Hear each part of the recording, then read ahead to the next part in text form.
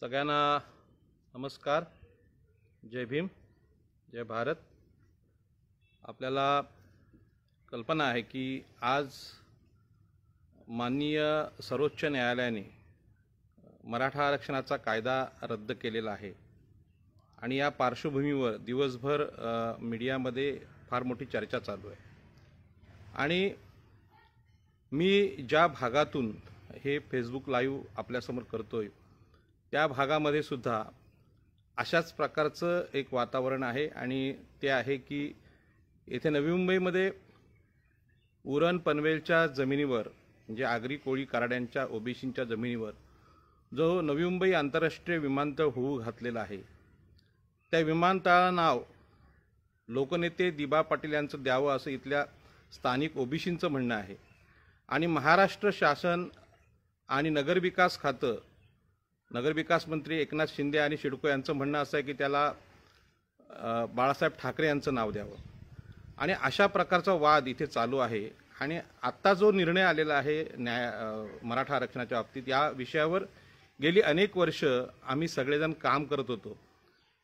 हा निर्णय जरी मराठा आरक्षणाच्या विरोधात आला असला तरी त्या निर्णयाचा आनंदोत्सव साजरा करण्यासाठी किंवा मराठा आरक्षणाला जे लोक मुकलेले आहेत त्यांना दुखवण्यासाठी मी इथे बसलेलो नाही, तर हे सांगण्यासाठी इथे बसलेलो आहे की माणसाच्या डोळ्यांना, माणसाच्या हृदयाला, माणसाच्या सदस्य विवेकबुद्धीला जे सत्य दिसतं आणि ते सत्य नाकारण्याची वृत्ती आपल्या समाजामध्ये आहे आणि ते अत्यंत वाईट आहे आणि ते स्पष्ट करण्यासाठी मी आज इथे उभा आहे.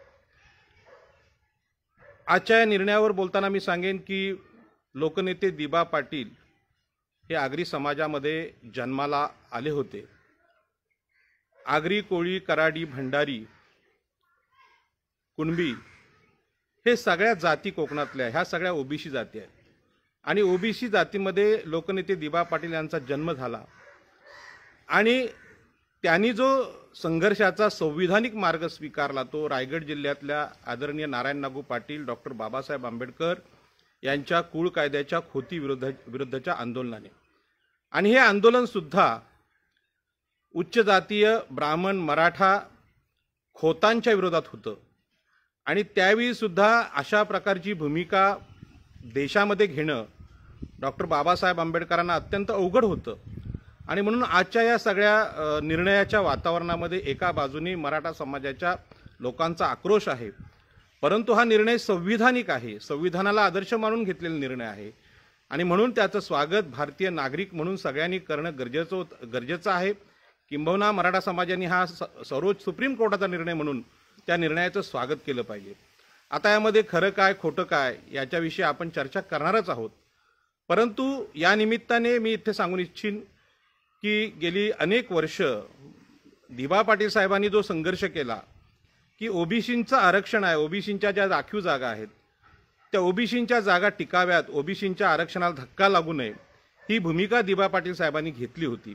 आणि ती घेत असताना साहजिकच महाराष्ट्रातल्या ब्राह्मण आणि मराठा या राजकीय नेतृत्वाविरोधात त्यांचा संघर्ष उडाला आणि त्या संघर्षात त्यांनी जे निर्णय घेतले ते नवी मुंबईतल्या, ठाणे जिल्ह्यातल्या, रायगड जिल्ह्यातल्या आगरी समाजाला अजूनही जितके पाहिजे तितके माहीत नाहीत.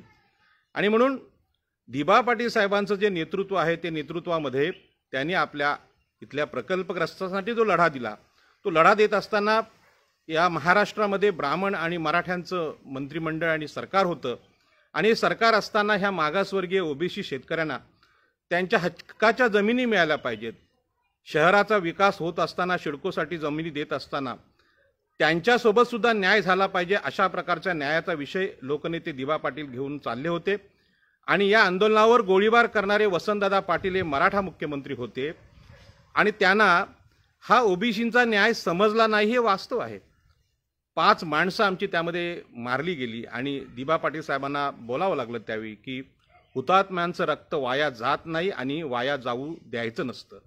आणि म्हणून नवी मुंबईमध्ये, ठाणेमध्ये, रायगडमध्ये आज नवी मुंबई विमानतळामध्ये दिबा पाटलांचं नाव का द्यावं असा जो प्रश्न आहे त्याला अनेक अंग आहेत. ते प्रकल्पग्रस्तांचे नेते आहेत हे अत्यंत महत्त्वाचं आहे, पण राष्ट्रीय आणि राज्य स्तरावर दिबा पाटील हे ओबीसींचे नेते होते हे फार कमी लोकांना आत्ताच्या पिढीला माहीत आहे.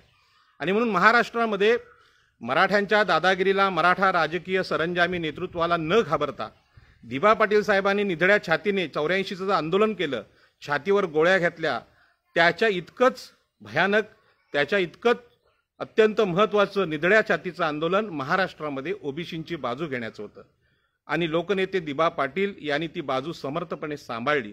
आणि म्हणून ओबीसींच्या आरक्षणाची आंदोलनाची परंपरा आगरी, कोळी, कराडी, भंडारी या समाजाला आहे हे आज सांगावं लागतंय. कारण आमच्या समाजातले जे राजकीय नेते आहेत ते अशी भूमिका घ्यायला तयार नाहीत. कारण त्यांचं असं म्हणणं आहे की मग आम्हाला मराठा समाजाची आणि ब्राह्मण समाजाची मतं मिळणार नाहीत आणि मतं मिळणार नाहीत म्हणून ते मागासवर्गीयांची, आपल्या स्वतःच्या जातीची बाजू घ्यायला कचरतात. यामध्ये मतांचा विषय नाही तर त्यांच्या मनातली भीती आहे आणि अशी भीती नेहमीच सगळ्यांनाच असते. आणि म्हणून आजच्या घडीला मराठा आरक्षणाच्या संदर्भात जो निर्णय आलेला आहे त्या निर्णयाच्या मागणीसाठी जसे मराठा बांधव काम करत होते तसेच आम्ही ओबीसी बांधव यासाठी काम करत होतो की अशा प्रकारचं आरक्षण हे भारतीय संविधानाला जर मान्य नसेल तर संविधानाचं महत्त्व आहे, संविधानाचे कायदे आहे टिकवण्यासाठी सुद्धा आपल्याला काम केलं पाहिजे. आणि म्हणून मागच्या काळात जे काही झालं त्यामध्ये हे स्पष्ट झालं की सत्ताधारी शिवसेना महाआघाडी असेल किंवा देवेंद्र फडणवीस असेल या दोन्ही राजकीय नेत्यांनी आपल्या राजकारणासाठी मराठा समाजाचं आरक्षण हे अस्तित्वात नसलेली गोष्ट सिद्ध करण्याचा प्रयत्न केला आणि लोकांना बनवण्याचा प्रयत्न केला. कारण अंतिमतः सुप्रीम कोर्टाने भारतीय संविधानाला आदर्श मानून जो निर्णय दिलेला आहे तो निर्णय अत्यंत कायदेशीर आहे आणि म्हणून या निर्णयाचं स्वागत मी आज आपल्यासमोर करत आहे. लोकनेते दिबा पाटलांची आठवण मी यासाठी करेन आणि लोकनेते दिबा पाटलांच्या नावाचा आग्रह नवी मुंबई विमानतळात होतोय. तो होत असताना ज्या अनेक मागण्या आमचे प्रकल्पक असताना लावून धरल्या, दिबा पाटील आमचे कसे त्याला योग्य आहेत, ते आमदार होते, ते खासदार होते, ते महाराष्ट्राचे विरोधी पक्षनेते होते, एवढंच नाही तर ते ओबीसी होते. आणि म्हणून आत्ता महाराष्ट्राच्या सरकारने जो निर्णय घेतला, एकनाथ शिंदेने जो निर्णय घेतला की तिथे बाळासाहेब ठाकरेंचं नाव द्यायचं, या निर्णयामध्ये सुद्धा मराठा सत्ताधाऱ्यांची दादागिरी दिसून येते. खरं म्हणजे 10 गावं आगरी, कोळी, कराड्यांची गेलीत, आमच्या इथल्या ओबीसींची गेलीत आणि ही गावं ज्यांची जमीन गेली, जे उद्ध्वस्त झालेत आणि त्यांच्यासाठी काम करणाऱ्या नेत्याचं नाव दिलं पाहिजे, हा डोळ्यांना आणि मनाला आणि बुद्धीला, विवेक बुद्धीला पटणारा निर्णय असून सुद्धा अशा प्रकारची दादागिरी जेव्हा केली जाते त्याला ती दादागिरी संविधानिक आहे की असंविधानिक आहे अशा प्रकारचं तपासलं पाहिजे. म्हणून बाळासाहेब ठाकरेंच्या नावाला विरोध करत असताना मी हे स्पष्ट सांगितलं की बाळासाहेब ठाकरे एकतर मागासवर्गीय नाहीत, बाळासाहेब ठाकरे हे आरक्षणाचे विरोधक आहेत आणि मागासवर्गीयांच्या आरक्षणाला जो विरोध करेल मग ते बाळासाहेब ठाकरे असतील किंवा नरेंद्र मोदी असतील किंवा देशातले कुणी असतील, ते संविधानाच्या विरोधी आहेत म्हणून त्यांना आमचा विरोध आहे. आणि म्हणून बाळासाहेब ठाकरे यांच्या नावाला आम्ही विरोध केला कारण त्या ठिकाणी दिबा पाटील हे अत्यंत योग्य आहेत, संविधानिक महापुरुष आहेत आणि ज्यांनी डॉक्टर बाबासाहेब आंबेडकरांच्या पावलावर पाऊल ठेवून शेतकऱ्यांसाठी काम केलं. 12.5% कायद्याचं धोरण हे भारतामध्ये पहिलं पुनर्वसनाचं धोरण आहे. शेतकऱ्यांच्या जमिनी घेतल्यानंतर त्यांचं पुनर्वसन कसं करावं हे दिबा पाटलांच्या 12.5% धोरणाने सिद्ध झालेलं आहे. आणि म्हणून दिबा पाटील हे राष्ट्रीय नेते आहेत. अशा प्रकारचा कुठलाच कायदा बाळासाहेब ठाकरेंनी केलेला नाही. त्यांनी जरी सरकार आणलं असेल तर त्या सरकारमध्ये ओबीसी किंवा आरक्षणाला विरोध हा होता त्यांचा आणि त्या विरोधामुळे ज्या लोकांनी शिवसेनेत काम केलं आमच्या आगरी, कोळी, कराड्यांनी, त्यामध्ये आमचे अनंत तरे असतील, गणेश नाईक असतील, लीलाधर डाके असतील किंवा अन्य मंडळी असतील, यांनी हे समजून घ्यायला पावतं की जो नेता, जो महाराष्ट्राचा सरकारमधला महत्त्वाचा नेता ओबीसींच्या आरक्षणाला विरोध करत असेल तर त्या पक्षामध्ये राहून आपल्या समाजाला न्याय मिळणार नाही. व्यक्तिगतरित्या त्यांना न्याय मिळू शकतो पण समाजाला न्याय मिळणार नाही. आणि म्हणून सध्याच्या राजकीय नेत्यांना मी हे सांगेन की ओबीसींच्या आरक्षणाचा विषय जे काढतच नाहीत, जे सतत मराठा समाजाच्या लोकांना आरक्षण भेटलं पाहिजे असं बोलतात, त्यांना माझं एकच सांगणं आहे की मराठा समाजाला आरक्षण भेटलं पाहिजे, परंतु जे खऱ्या अर्थाने मागासवर्गीय आहेत त्यांच्या आरक्षणाबद्दल तुम्हाला बोलायला लाज का वाटते? आणि ही जर लाज वाटत असेल तर तुम्ही समाजाचे नेते नाहीत. आणि म्हणून दिबा पाटील साहेबांच्या नावाचा आग्रह धरत असताना अशा प्रकारची स्पष्ट भूमिका इथले राजकीय पक्ष घेत नाहीत. किंबहुना नवी मुंबई विमानतळामध्ये 2013चा कायदा जो कूळ कायद्याला धरून होता, तो कायदा बाजूला सरून 22.5% धोरण ज्या राजकीय सर्वपक्षीय नेत्यांनी आणलेलं आहे आणि जे सर्वपक्षीय नेते आज दिबा पाटलांचं नाव द्यावं म्हणून मीटिंग करतायत, त्यांना माझं सांगणं आहे की दिबा पाटील साहेब हे मोठे होते कारण ते प्रकल्पग्रस्तांच्या गरिबांच्या बाजूने होते, ओबीसींच्या बाजूने होते, म्हणून त्यांच्या नावाचा आम्ही आग्रह धरतोय. केवळ नाव देऊन हा प्रश्न सुटणार नाही.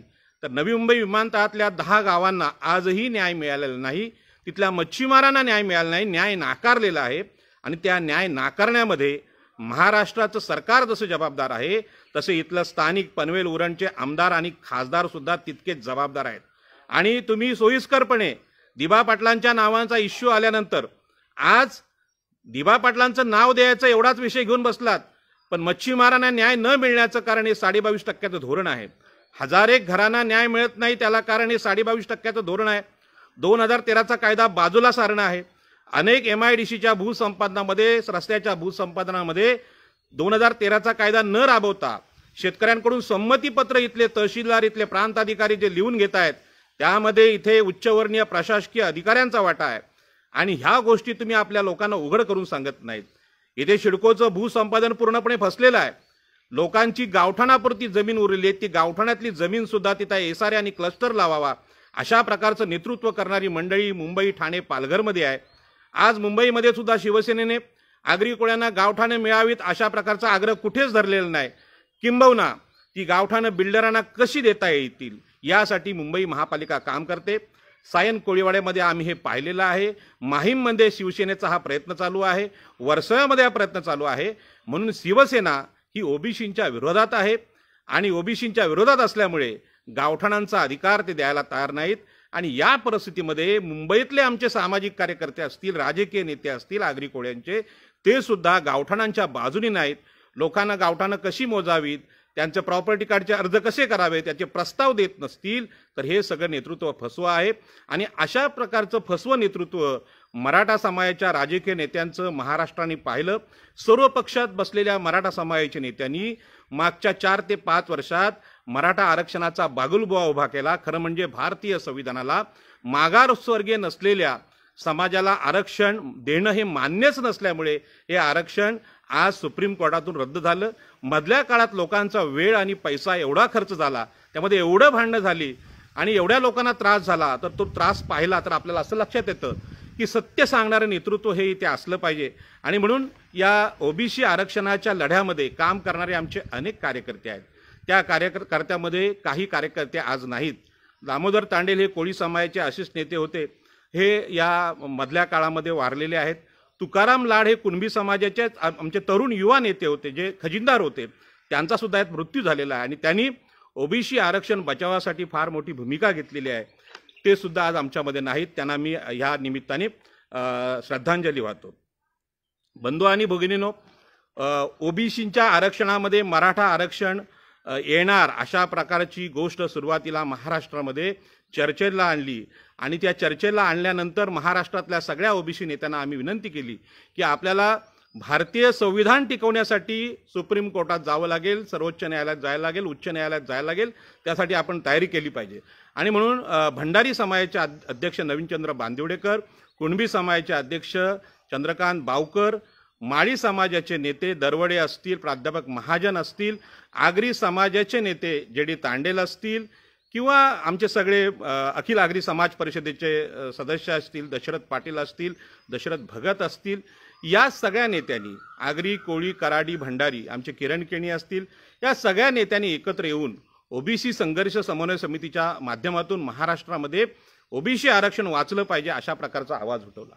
आणि या ओबीसी आरक्षण वाचवण्याच्या विषयामध्ये मराठ्यांच्या राजकीय सत्तेला, सरंजामी सत्तेला घाबरणारे जे नेते होते, त्या नेत्यामध्ये आपल्याला माहिती आहे की डॉक्टर बाबासाहेब आंबेडकरांचं नाव घेणाऱ्या वामन मेश्राम, आमच्या आगरी समाजाचे सुरेश पाटील यांनी असं सांगितलं की मराठा हे मागासवर्गीय आहेत, शूद्र आहेत, त्यांना आरक्षण भेटलं पाहिजे, म्हणून त्यांना आपण आरक्षण देऊया, त्यांना विरोध करू नका.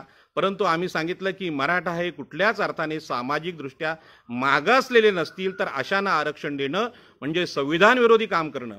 आणि जे जे संविधानाला मानतात ते त्यांना माहीत आहे की संविधानामध्ये आरक्षणाचे निकष ठरलेले आहेत.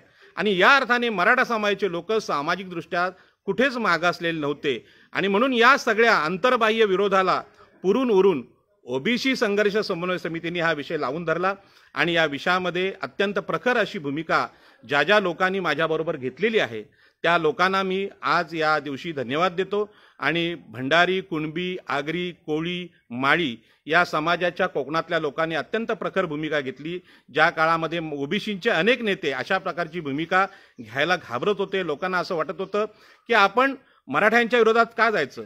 आम्ही मराठ्यांच्या विरोधात नव्हतो, आम्ही संविधानाला मानणारे लोक होतो. जी गोष्ट संविधानात बसत नाही ती देणं म्हणजे संविधान मोडणं, संविधानाच्या कायद्याचा, आरक्षणाच्या कायद्याचा अपमान करणं, यासाठी आपण त्याला विरोध करत होतो. आणि आज सुप्रीम कोर्टाने तो निर्णय दिला. या निर्णयामध्ये महाराष्ट्रामध्ये सगळ्या विचारवंतांनी आपापल्या भूमिका मांडल्या, परंतु न्यायालयामध्ये, सर्वोच्च न्यायालयामध्ये, उच्च न्यायालयामध्ये अत्यंत प्रखर अशी भूमिका जयश्रीताई पाटील आणि त्यांचे पती आपले गुणरत्न सदावर्ते यांनी जी भूमिका मांडली ती अत्यंत महत्त्वाची भूमिका आहे. आज सुद्धा त्यांची भूमिका सगळीकडे येते. ते म्हणतात की माझ्या जीवाला धोका आहे. मी गुणरत्न सदावर्ते साहेबांना हे आता सांगू इच्छित की संपूर्ण 52% या देशातला ओबीसी, एससी, एसटी उर्वरित जो समाज आहे 52% आणि बाकीचा समाज आहे 85% समाज आहे, हा संविधानाच्या बाजूने आहे आणि तो तुमच्याबरोबर आहे. तुमच्या केसालाही कुणी धक्का लावणार नाही आणि तुम्ही कुठलंही अविधानिक काम केलेलं नाही. मी मराठा बांधवांना सुद्धा हे सांगेन की आपण सामाजिकदृष्ट्या मागासलेलेच नाही तर आपल्याला आरक्षण मिळू शकत नाही. कारण भारतामध्ये भारतीय संविधानाने जो आरक्षणाचा कायदा आणला तो भारतामध्ये समता आणण्यासाठी. याच्या अगोदर भारतामध्ये विषमता होती, मनुस्मृती प्रणित विषमता होती आणि ज्या जातींना, ज्या वर्गांना अशा प्रकारच्या सगळ्या प्रकारच्या सुविधा नाकारल्या होत्या, त्या सुविधा नाकारलेल्या सुविधांमुळे ते मागे पडले होते आणि त्यांना प्रगत समाजाबरोबर आणण्यासाठी हे आरक्षण होतं. आणि म्हणून आरक्षण हे समतेचा, न्यायाचा भाग आहे.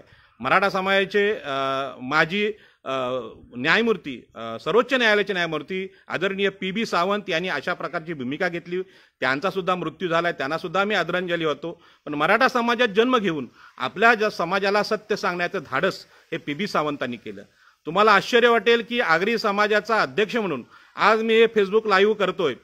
ज्या ओबीसी समाजाला या आरक्षणाचं अत्यंत महत्त्व आहे त्या ओबीसी समाजाला, आगरी कोळी बांधवांना सुद्धा आरक्षण सांगायला गेलं तर ते म्हणतात आम्ही मागासवर्गीय नाही, आम्ही क्षत्रिय आहोत, आम्ही अमके आहोत, आम्ही तमके आहोत, आम्ही खूप श्रेष्ठ आहोत, आम्ही कट्टर हिंदू आहोत.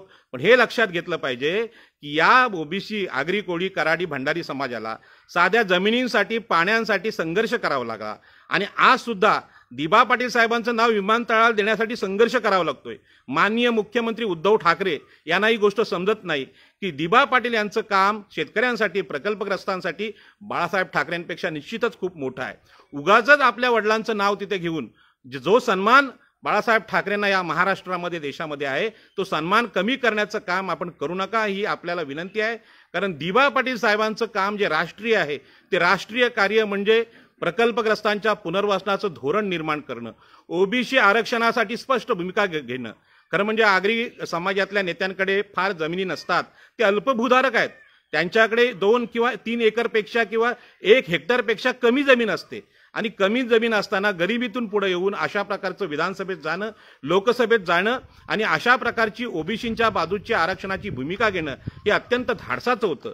आणि याचा फटका आगरी कोळी समाजाला भेटलेला आहे. 5 माणसं आमची मेलेली आहेत, हजारो जखमी झालेत आणि वसंतदादा पाटील या मराठा मुख्यमंत्र्यांमुळे. आणि असाच प्रकारचा आग्रह आत्ता एकनाथ शिंदे, बाळासाहेब ठाकरेंचं नाव इथं देऊन समाजामध्ये दुही पेरण्याचं काम करतायत. खरं म्हणजे ओबीसी आरक्षणाचे समर्थक दिबा पाटील यांच्यासमोर बाळासाहेब ठाकरेंचं नेतृत्व टिकूच शकत नाहीत, कारण त्यांनी ओबीसीच्या आरक्षणाला विरोध केलाय. भारतामध्ये आत्ता जर तुम्हाला म्हणायचं असेल तर कुठला माणूस श्रेष्ठ आणि कुठला कमी हे ठरवायचं असेल तर नैतिक मूल्यांची, जीवन मूल्यांची जाणीव भारतीय संविधानाने दिलेली आहे. जो भारतामध्ये समतेला विरोध करतो, विषमतेला खतपाणी घालतो, तो इथे नेता मोठा होऊ शकत नाही. आणि म्हणून अनेक नेत्यांची चिकित्सा भारतीय संविधानाने केली आहे.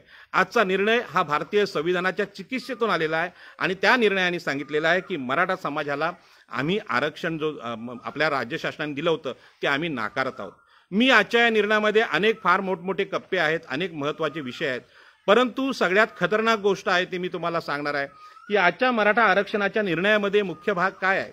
खरं म्हणजे आपल्याला माहीत आहे की भारतीय संविधानाने या देशामध्ये समता आणण्यासाठी ज्या ज्या जाती मागासलेल्या होत्या, ज्यांना कुणीतरी कमी लेखत होतं आणि ज्यांना कमी लेखल्यामुळे ज्यांना मनुस्मृतीने शिक्षण नाकारलं होतं, ज्यांना सगळ्या प्रकारचे राजकीय सामाजिक अधिकार नाकारले होते, त्यांना आरक्षण देण्याची ही जी कायद्याची गोष्ट आहे ती भारतीय संविधानामध्ये लिहिली आणि त्यामुळे ह्या सगळ्या मागासवर्गीय लोकांना आरक्षण लागू झालं. त्यामध्ये ओबीसी आहेत, एससी आहेत आणि एसटी आहेत. हे सगळे सामाजिकदृष्ट्या मागासलेले आहेत आणि सामाजिकदृष्ट्या मागासलेलं असणं ही मुख्य अट आहे. आपण शैक्षणिकदृष्ट्या आर्थिकदृष्ट्या मागासलेले असलात आणि सामाजिकदृष्ट्या मागासलेले नसाल तुम्हाला आरक्षण मिळत नाही. आणि म्हणून ब्राह्मण, क्षत्रिय, वैश्य ह्या ज्या जाती आहेत, आता भारतामध्ये जाट, गुर्जर, पटेल ह्या जमीनदार जाती आहेत, ते राजकारण असेल, सामाजिक क्षेत्र असेल, ते कुठेच कमी नाहीत. आणि म्हणून अशा प्रकारच्या लोकांना जातीच्या दृष्टीने कोणी मागासलेलं म्हणत नव्हतं. मग ही जी अट आहे याची चर्चा 4-5 वर्षात चालू होती की मराठ्यांना आरक्षण का नाही भेटत. तर मराठ्यांना आरक्षण यासाठी भेटत नाही कारण ते सामाजिकदृष्ट्या मागासलेले नाहीत. आपल्याला माहीत आहे, आपण एक चित्रपट आला होता आर्ची आणि परशाचा. तर आर्ची ही उच्च जातीतली मराठा समाजातली आणि परशा हा कोळी समाजातला आहे आणि म्हणून त्यांचं दोघांचा प्रेम विवाह होतो, परंतु तो विवाह उच्च जातीतल्या मराठा वडिलांना मान्य नव्हता आणि त्यातून आर्ची आणि परशांचा दोघांचा मृत्यू होता. अशा प्रकारची भूमिका म्हणजे मराठा समाजावर अशा प्रकारचा अन्याय महाराष्ट्रातल्या कुठल्या जातींनी केला नाही की तुम्ही हलक्यात म्हणून आम्ही मुलगी देत नाही, की तुम्हाला जेवायला देत नाही किंवा तुम्हाला कुठल्या प्रकारचे अधिकार नाकारतोय, असं नव्हतं. आणि म्हणून सामाजिकदृष्ट्या मागासलेलं असणं ही गोष्ट आरक्षणासाठी अत्यंत महत्त्वाची होती. आणि ती गोष्ट जेव्हा मराठा समाजाच्या प्रमुख नेत्यांना कळली त्यावेळी त्यांनी काय सांगितलं की गायकवाड आयोग तयार केला गेला आणि गायकवाड आयोगाचे न्यायमूर्ती सुद्धा मराठा समाजाचे. आणि हा आयोग तयार करत असताना ज्या सुनावण्या घेतल्या, त्या सुनावण्या घेताना जी निरीक्षणं नोंदवली गेली, ती निरीक्षण नोंदवताना मराठा हे मागासलेले कसे आहेत हे दाखवण्यासाठी अनेक खोटे पुरावे तयार केले होते. या अगोदर नारायण राणेंनी सुद्धा अशा प्रकारचा खोटेपणा केला आणि गायकवाड आयोगाने जो खोटेपणा केला त्यामध्ये एकतर्फी बाजू मांडली गेली. मोठ्या मोठ्या ट्रक भरून अर्ज विनंत्या हे मराठा समाजाच्या घेतल्या गेल्या. आम्ही सुद्धा ओबीसींच्या आगरी कोळ्यांच्या वतीने आमचे आक्षेप नोंदवले. बेलापूरला मी जेडी तांडेल आणि आमचे कुणबी समाजाचे अनेक नेते यांनी अशा प्रकारचे आक्षेप नोंदवले आणि हे नोंदवलेले आक्षेप आमचे मराठा हे मागासवर्गीय नाहीत, त्यांना आरक्षण देऊ नका आणि ओबीसीमध्ये तर देऊच नका, ते सामाजिकदृष्ट्या मागासलेले नाहीत अशा अर्थाचे आक्षेप होते.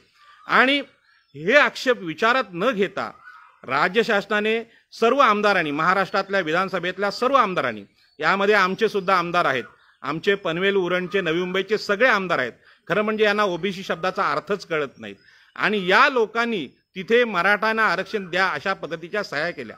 विधानसभेतल्या, विधान परिषदेतल्या जे मराठा समाजाच्या आमदारांची संख्या आहे ती 150च्या वर आहे आणि मंत्रिमंडळ त्यांचं या दबावात येऊन आगरी कोळ्यांच्या आमदारांनी मराठा समाजाला आरक्षण द्या अशा प्रकारच्या सह्या केल्या, म्हणजेच ओबीसी जातीशी गद्दारी केली.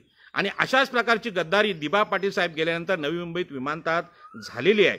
2013चा कायदा बाजूला ठेवून आपल्याला माहित आहे की 22.5% धोरण आणलं. भराव करणारे जे सर्वपक्षीय नेते आहेत त्यांना ही घाई झाली होती आणि यामध्ये मच्छीमार समाजाचा बळी घेतला गेला. यामध्ये आगरी, कोळी, कराडी, एससी, एसटी, धनगर, मातंग, वडार या समाजाचा बळी घेतला गेला. त्यांना आजही पुनर्वसन मिळत नाही. आज हे पुनर्वसन न मिळण्याचं कारण कायदा धाब्यावर बसवण्याचं काम उरण पनवेलच्या स्थानिक नेत्यांनी केलंच, पण महाराष्ट्राच्या मुख्यमंत्र्यांनी देवेंद्र फडणवीस असतील, उद्धवजी ठाकरे यांनी सुद्धा केलेलं आहे. म्हणजे दिबा पाटलांच्या नावाला बाळासाहेब ठाकरेंचं नावाचा पर्याय देऊन जो विरोध होतोय तो सुद्धा ओबीसीना विरोध करण्यासारखाच विरोध आहे. त्यामुळे दिबा पाटलांच्या नावाच्या आग्रहासाठी संपूर्ण महाराष्ट्रातल्या ओबीसीनी लढलं पाहिजे असं माझं मत आहे. आज मला माहित आहे की सुप्रीम कोर्टात आम्ही सुद्धा जिंकू. दिबा पाटलांच्या नावासाठी सुप्रीम कोर्टात मी पण जाणार आहे, मी सोडणार नाही. कितीही ताकद लावली सत्तेची तरी असं आम्ही होऊन देणार नाही. की दिबा पाटलांचे जे शब्द आहेत, हुतात्म्यांचं रक्त वाया जाऊ द्यायचं नसतं, जी 5 माणसं गेली त्यासाठी आम्ही लढायचं आहे. राजकीय नेत्याने यातलं काही पडलेलं नाही. आणि म्हणून गायकवाड आयोगाने जो खोटा अहवाल दिला की मराठा समाज हा मागासवर्गीय समाज आहे, परंतु मराठा समाज कुठेच मागासवर्गीय नाही. एससी समाजातल्या, एसटी समाजातल्या आदिवासींना, सगळ्या मागासवर्गीय जातींना विचारा की मराठा समाज स्वतःला कधी कुठे मागासवर्गीय म्हणतो काय. तरी पण हा खोटा निर्णय विधानसभेत गेला, त्यावर सगळ्या आमदार खासदारांनी सह्या केल्या. आज देवेंद्र फडणवीस सांगतात की दुसरी बाजू आम्ही ऐकून घेतली, न्यायालयाने त्याचं निराकरण. देवेंद्र फडणवीस धादांत खोटं बोलतायत. देवेंद्र फडणवीस हे वकील असले, माजी विरोधी पक्षनेते असले तरी ते खोटं बोलतायत आणि ते खोटं बोलतायत हे राजकीय कारणासाठी बोलतायत की मराठा समाजाच्या सगळ्यात जास्त आमदारांची त्यांना गरज आहे सत्तेसाठी. आणि गेल्या 70 वर्षात हाच खेळ झाला की 12 मुख्यमंत्री मराठ्यांचे झाले. ओबीसी समाजातल्या कुठल्याही माणसाला मुख्यमंत्रीपद मिळू दिलं नाही. आमचे छगन भुजबळ असतील, गणेश नाईक यांना अक्षरशः संपवण्यात आलं, गोपीनाथ मुंडेंना संपवण्यात आलं, पण त्यांना मुख्यमंत्री होऊ दिलं नाही. यामध्ये दुसरं तिसरं काही नाही की उच्चवर्णीयांची सत्तेची लालसा आहे, ती लालसा आहे. मी मागच्या लोकसभेत सांगितलं होतं की शरद पवारांनी सत्तेची लालसा ययातीप्रमाणे, म्हणजे ययातीला जशी सत्तेची आणि वासनेची लालसा होती तशा प्रकारची लालसा शरद पवारांनी सोडून द्यावी. परंतु मराठा सरंजामी लोकांना ही सत्तेची लालसा सुटत नाही. आणि या सत्तेच्या लालसेने जर खरोखर या देशामध्ये विकास साधला असता, सर्वांप्रती शिक्षण पोचवलं असतं, सगळ्यांना रोजगार दिला असता आणि सगळ्या समाजाला आज औषधं उपलब्ध करून दिली असती, कोरोनामध्ये सुरक्षा दिली असती, तर निश्चितच कोणी कोणाला वाईट म्हटलं नसतं. कदाचित जर सगळ्यांना मोफत शिक्षण मिळालं असतं तर मराठा बांधवांनी आरक्षण मागितलंच नसतं. परंतु आपल्या स्वतःच्या घराणेशाहीमुळे, सरंजामी सत्तेमुळे आज या भारतामध्ये गरीब आणि श्रीमंत अशी दरी वाढलेली आहे. आता काही नेत्यांनी असं म्हटलेलं आहे की गरीब मराठ्यांना आरक्षण भेटलं पाहिजे, परंतु भारतीय संविधानाने अशी व्याख्या केलेलीच नाही. तुम्ही गरीब आहात म्हणून आरक्षण मिळत नाही. म्हणजे कोणी असं म्हणत असेल की गरीब मराठ्यांना आरक्षण भेटलं पाहिजे, अजिबात नाही. सामाजिक दृष्ट्या मागासलेले असाल तरच आरक्षण मिळतं. आता आर्थिक निकषावर जे आरक्षण काढलेलं आहे केंद्राने, त्यामध्ये त्यांना तुम्ही आरक्षण घेताय तो तुमचा विषय आहे, परंतु सामाजिक दृष्ट्या मागासवर्गीय असलात तर तुम्हाला शैक्षणिक म्हणजे शिक्षणामध्ये आरक्षण, नोकऱ्यामध्ये आरक्षण, प्रमोशनमध्ये आरक्षण आणि राजकीय आरक्षण. कारण या वर्गाला, मागासवर्गीय 85% वर्गाला या देशामध्ये कोणी लुटलं असेल तर इथल्या मनुस्मृतीच्या उच्चवर्णीय ब्राह्मण, मराठा, क्षत्रिय, वैश्य जातीने लुटलेला आहे, परक्यांनी लुटलेलं नाही. आणि म्हणून विषमतेची दरी संपवण्यासाठी, समता आणण्यासाठी भारतीय संविधानामध्ये आरक्षणाची योजना केली गेली. आरक्षणाला समतेचं तत्व असल्यामुळे आरक्षण हा मूलभूत अधिकार आहे. काही लोक आज टीव्हीवर बोलताना बघितली मी, बापट नावाचे ग्रस्त म्हणजे आरक्षण हा मूलभूत अधिकार नाही. कसा नाही अधिकार, मूलभूत अधिकार? भारतीय संविधानाने समताच्या तत्वाला महत्वाचं सगळ्यात आधारभूत तत्व म्हटलेलं आहे. समता, बंधुता आणि न्याय, आर्थिक समता, सामाजिक समता, राजकीय समता. तर समता आणायची असेल तर आरक्षणाला पर्याय नाही. त्याच्यामुळे आरक्षण हा मूलभूत अधिकार आहे. माझ्या आगरी कोळी समाजातले, खास करून ठाणे, भिवंडी, कल्याण इथल्या अनेक भावांनी मागच्या काळात माझ्यावर प्रचंड टीका केली की आपण बाळासाहेब आंबेडकरांच्या बरोबर का गेलात, ओबीसींबरोबर का केलात. तर भारतीय संविधान धर्म, जाती, भेद आणि श्रीमंत गरीब असा कुठलाच भेद मानत नाही. या देशामध्ये समता यावी, सगळ्यांना न्याय मिळावा म्हणून भारतीय संविधान काम करतं. आणि यामध्ये जे मनुस्मृतीच्या कारणामुळे, शिक्षण नाकारल्यामुळे, आरक्षण नाकारल्यामुळे, राजकीय सत्ता नाकारल्यामुळे जे मागे पडलेले आहेत त्यांना आरक्षण देऊन त्यांना समकक्षित म्हणजे विकसित समाजाबरोबर आणण्यासाठी आरक्षणाची योजना केली आहे. आज दिबा पाटील साहेब, दत्ता पाटील साहेब हे आमचे 2 ओबीसी नेते महाराष्ट्राचे विरोधी पक्षनेते झाले. ते मुख्यमंत्री का होऊ शकले नाही तो? कारण मुख्यमंत्री हा मराठाच असला पाहिजे, मराठाच असला पाहिजे. जमलंच तर मग ब्राह्मण, एखादा मनोहर जोशी, एखादा फडणवीस आणि एखादा चवीला बॅरिस्टर अंतुले आणि एखादा मागासवर्गीय तुम्हाला माहिती आहे सुधाकरराव नाईक वगैरे असे दुर्मिळ योगायोग. पण सगळी सत्ता ही मराठा आणि ब्राह्मणांच्या हातात राहावी, मनुस्मृतीचं हेच म्हणणं होतं. आणि मनुस्मृतीची ही विषमतावादी सत्ता नष्ट करण्यासाठी डॉक्टर बाबासाहेब आंबेडकरांनी भारतीय संविधान आणलं. आणि या संविधानामध्ये समता यावी, समता येण्यासाठी शिक्षणामध्ये, नोकऱ्यांमध्ये आरक्षण दिलं. परंतु 70 वर्षामध्ये सत्ता ही ब्राह्मण आणि मराठ्यांचीच राहिली.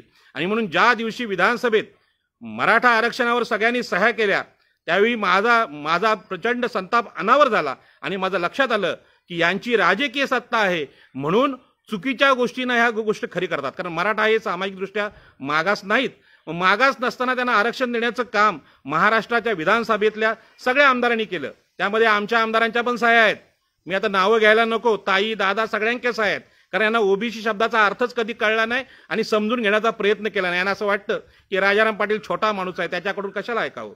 ज्ञान ही कुणाची मक्तेदारी नसते. माणूस वयाने मोठा झाला, शरीराने 200 किलो झाला म्हणजे ज्ञानी होतो असं नाही.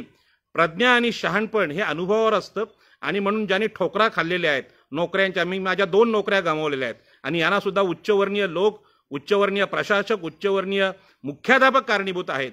आणि हे मुख्याध्यापकांनी ओबीसीना कसे चालतात हे ओबीसी लोकांना, नोकरी करणाऱ्या ओबीसीना विचारा. माझं हे फेसबुक लाईव्ह आमचे शिक्षक बघत असतील तर त्यांना माहीत आहे की रयत शिक्षण संस्थेमध्ये आमच्या आगरी कोळ्यांची काय अवस्था आहे. शरद पवार त्याचे अध्यक्ष आहेत. आज रयत शिक्षण संस्थेला आमच्याकडे अनेक भूखंड आम्ही दिलेले आहेत आमच्या कामोठ्यामध्ये एक शाळेला भूखंड आमच्या कामोठ्याच्या लोकांनी दिला, रयत शिक्षण संस्थेला जागा 1 एकर दिली, आता 9 एकर दावा ते करायला लागलेत. परंतु नोकऱ्या देताना ओबीसींवर प्रचंड अन्याय होतोय. आगरी कोळ्यांना तिथे नोकऱ्या मिळत नाहीत आणि हा नोकऱ्यांचा प्रश्न, ओबीसींच्या नोकऱ्यांचा प्रश्न ओबीसी कधी मांडत नाहीत. मी स्वतः शिक्षक असल्यामुळे मी 2 नोकऱ्या गमावलेल्या आहेत आणि माझ्या लक्षात आलं की ओबीसी म्हणून आपण नोकरी करू शकत नाही आणि ओबीसी म्हणून नोकरी करू शकत नाहीत कारण का उच्चवर्णीय लोक, प्रशासकीय अधिकारी, जिल्हाधिकारी, शिक्षण मंत्री, शिक्षण सम्राट हे सगळे मराठा आहेत आणि यासाठी शिक्षक राहून चालणार नाही, तर आपल्याला मैदानात येऊन राजकीय लढाई लढावी लागेल. आणि म्हणून ओबीसी आरक्षणाच्या विरोधात मराठ्यांना आरक्षण द्या याच्यावर विधानसभेत आणि विधान परिषदेत सगळ्या आमदारांनी सह्या केल्या. तेव्हा माझ्या लक्षात आलं की आता आपल्याला निवडणूक लढवावी लागेल आणि म्हणून मग आपल्याला कोणीही तिकीट देणार. मग बाळासाहेब आंबेडकरांनी सांगितलं तुम्ही निवडणूक लढा, मी तुम्हाला लोकसभेचं तिकीट देतो. मला कल्पना आहे की लोकसभेमध्ये जिंकून एवढं सोपं नाही आहे. 700 आणि 800 कोटी लावणारे मराठा सत्ताधारी आणि आम्ही कुठे की हजारो रुपये घेऊन जाणार आणि फॉर्म भरणार. पण आपण निवडणूक लढली पाहिजे आणि मी निवडणूक लढलो. मी सांगतो भावांनो आणि बहिणींनो, आत्ता आपल्याला राजकीय सत्तेत गेल्याशिवाय दुसरा पर्याय नाही. महाराष्ट्रामध्ये महाराष्ट्राच्या विधानसभेने चुकीचा जो निर्णय होता तो चुकीचा निर्णय सुधारण्याचं काम सुप्रीम कोर्टाने केलेलं आहे. न्यायालय जर नसतं तर आज हे आरक्षण असंच राहिलं असतं आणि ओबीसी आरक्षणामध्ये मराठा समाजाची जर घुसखोरी झाली असती तर इथल्या ग्रामपंचायती, इथल्या महानगरपालिका सगळ्या मराठा राजकारण्यांनी काबीज केल्या असत्या आणि चुकीचे निर्णय देत राहिले असते. जसा चुकीचा निर्णय आज दिबा पाटलांच्या नावाला विरोध करून बाळासाहेब ठाकरेंचं नाव द्या हा चुकीचा निर्णय एकनाथ शिंदे दादागिरीने करतायत, तशा प्रकारचे अनेक निर्णय आले असते. आणि ठाणे जिल्ह्यातल्या आगरी कोळ्यांवर प्रचंड अन्याय या एकनाथ शिंदेने केलेले आहेत. एकविरा देवस्थान हे ओबीसींचं देवस्थान होतं. त्या देवस्थानावर तिथल्या स्थानिक मराठा समाजाने हक्क सांगितला.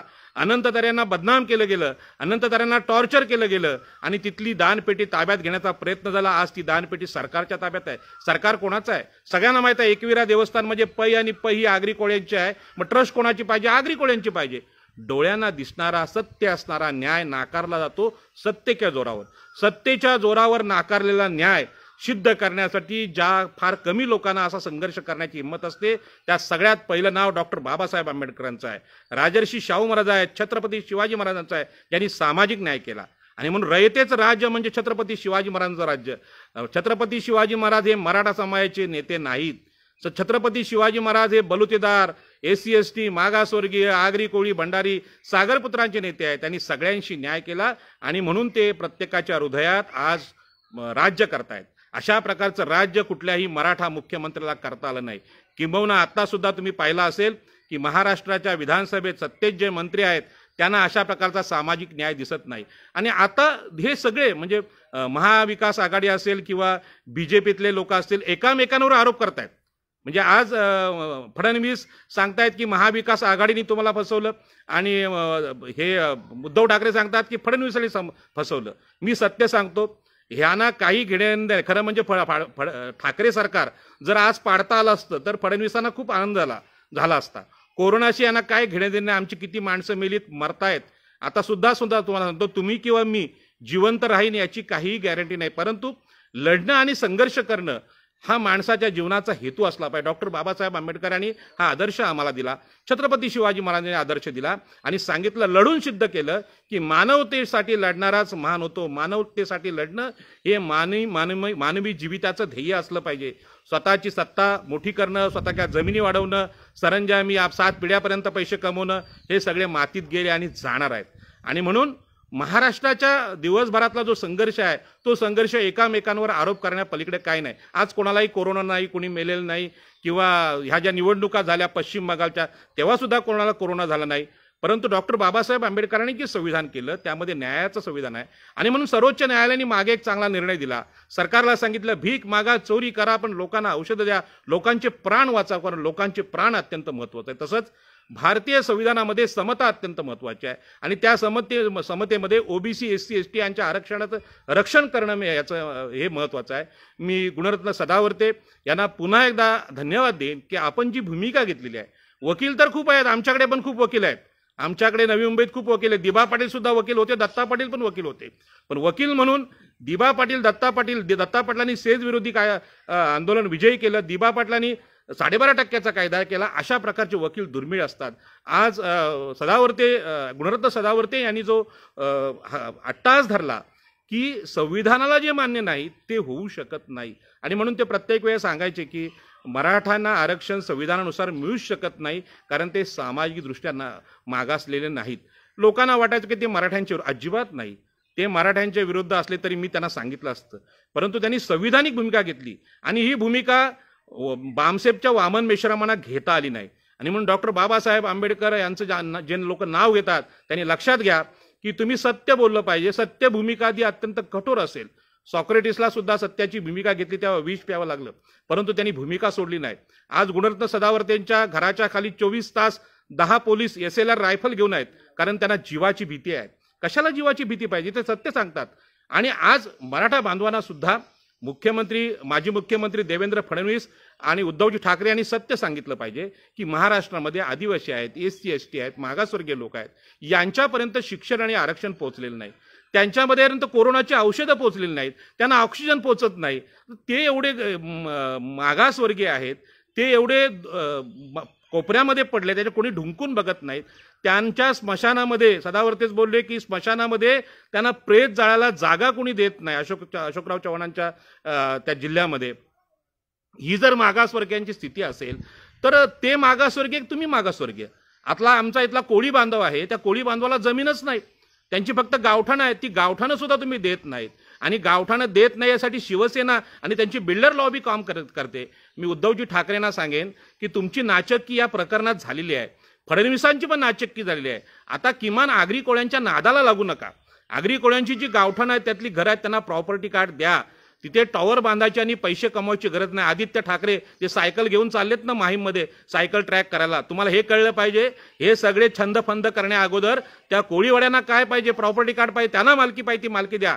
तुमची गार्डन, तुमचे सायकल ट्रॅक, तुमचा रोड हे सगळी ढोंग आहेत, हे श्रीमंतासाठी आहे. ठीक आहे, गुणरत्न सदावर्तेसारखे एखादा वकील आहे तो सुप्रीम कोर्टापर्यंत लढतो, परंतु अशा प्रकारच्या वकिलांची संख्या जर चांगली असेल तर निश्चितपणे गावठाणाचा प्रश्न असेल, कोळीवाड्याचा प्रश्न असेल, नवी मुंबई विमानतळाचा प्रश्न असेल, हे मागासवर्गीय म्हणून आम्ही सगळे कोर्टात घेऊन जाऊ शकतो.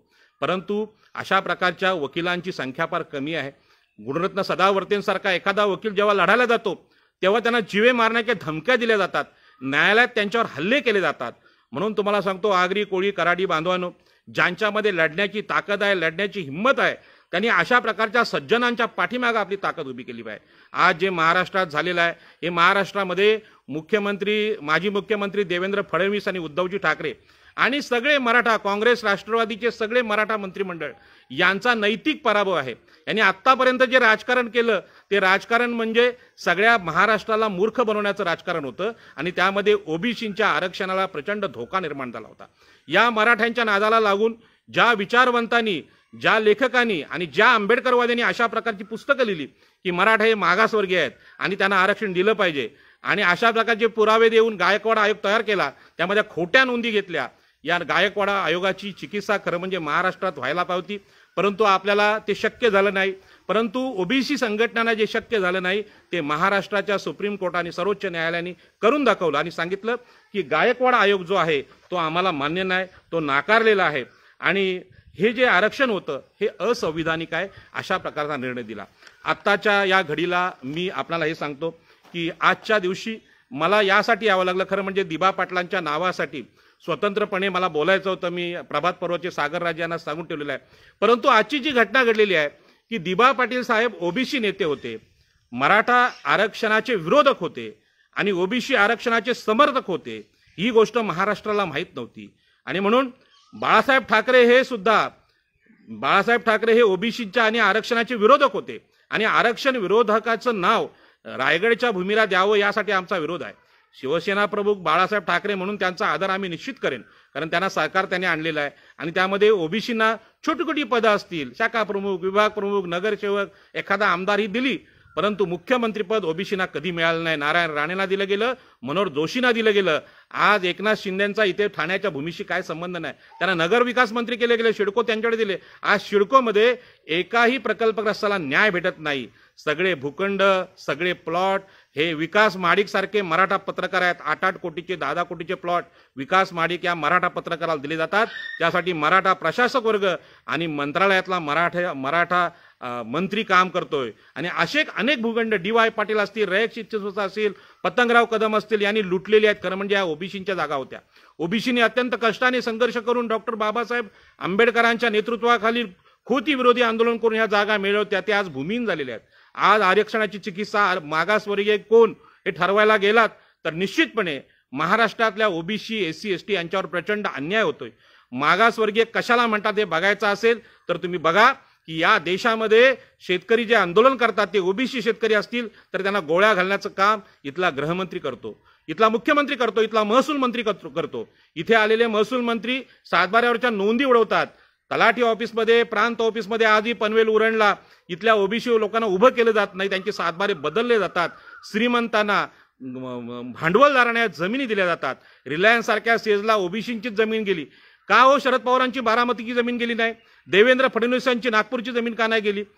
कारण उच्चवर्णीयांना कुठलाही धोका पोचवायचा नाही. त्यांच्या जमिनी असतील, त्यांची सत्ता असेल, त्यांचं उद्योग असतील, यांना सुरक्षा द्यायची. आणि म्हणून याच भूमिकेमधून महाराष्ट्र राज्याने जो निर्णय घेतला होता की मराठा हे मागासवर्गीय आहेत, ज्या आयोगाच्या आधारे, गायकवाड आयोगाच्या आधारे जो दावा केला गेला, त्या गायकवाड जे न्यायमूर्ती होते ते मागासवर्गीय नव्हते, त्यांचं फक्त आडनाव गायकवाड होते, ते मराठा होते.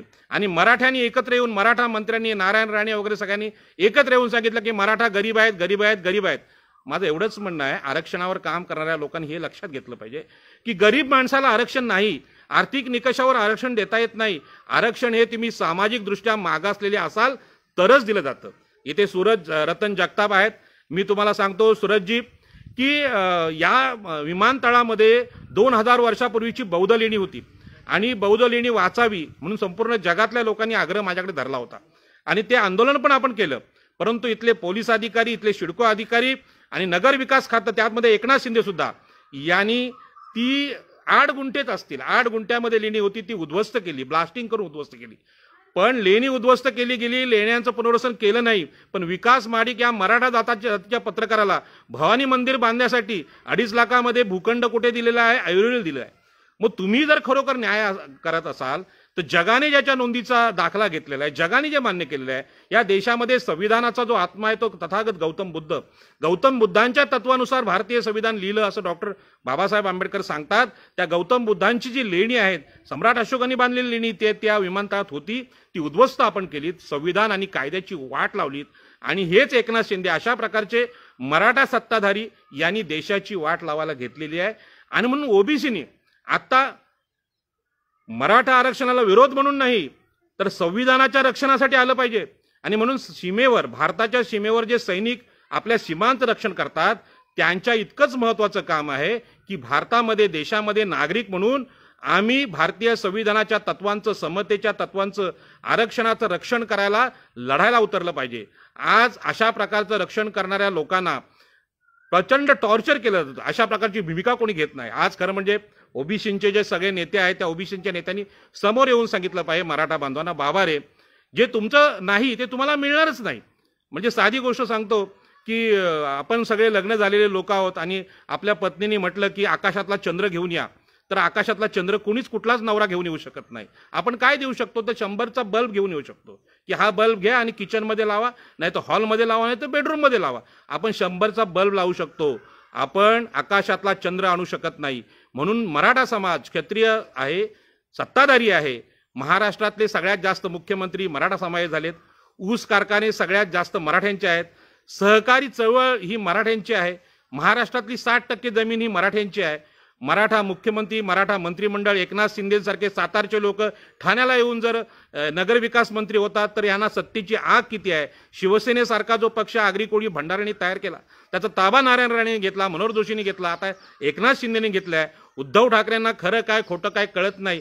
आणि मग ही जी टिंगल टावाली चालली आहे मुख्यमंत्र्यांची, फडणवीस करतायत, हे दोघांचा हेतू एकच आहे की उद्धवजींचं सरकार जाण्यासाठी या आजच्या निर्णयाचा काय फायदा करता येईल का, हे आपल्या देवेंद्र फडणवीसांचं टार्गेट आहे. परंतु हे टार्गेट यशस्वी होऊ शकत नाही.